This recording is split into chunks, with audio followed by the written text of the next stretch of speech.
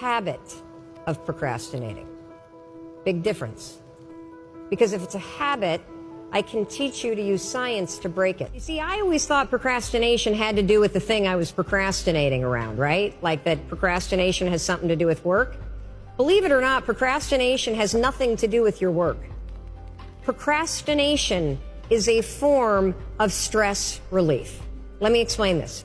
So let's say that you've got some stuff going on in your life, and heck, who doesn't have stuff going on in your life? Maybe you're fighting with your significant other. Maybe mom's or dad's health is failing and it's really, really upsetting you. Maybe you've got some financial stuff. You put too much of your savings into Bitcoin, and now that that's crashed, you're stressed out about it, right? And so you go into work, and when you get into work, you got stuff to do. You kind of walk in and you got this big stress ball that subconsciously is hanging over your head. And so you walk in and you sit down, and you know you got 13 phone calls you need to make. And you also know that you've been chickening out, you've been making easy calls, and there's a bunch of CIOs or other people that are higher level that you haven't been calling. And so as you sit down to do it, and you got the stress on your shoulders, your brain it starts to go, wait a minute, well, you want me to make a call to somebody that I'm scared to make? Absolutely not. I'm so stressed out about, can we just watch some cat videos for a minute? And next thing you know, an hour's gone by. And then, of course, what do? You beat yourself up. So the only way that you can break this habit, and that's an important word for you to hear, you're not a procrastinator. You have a habit of procrastinating. Big difference. Because if it's a habit, I can teach you to use science to break it. You see, all habits have three parts. There's a trigger. And in the case of procrastination, the trigger is always stress.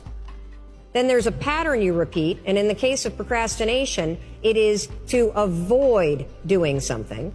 And then there's a reward. You get a little stress relief. The only way to break a habit, you guys, is not to deal with the triggers.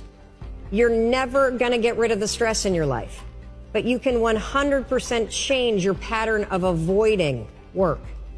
So next time that you're in a situation where you feel yourself hesitate, you spent way too much time checking out the highlights from last night's scores, what you're going to do is you're going to go, oh, I must be stressed out about something.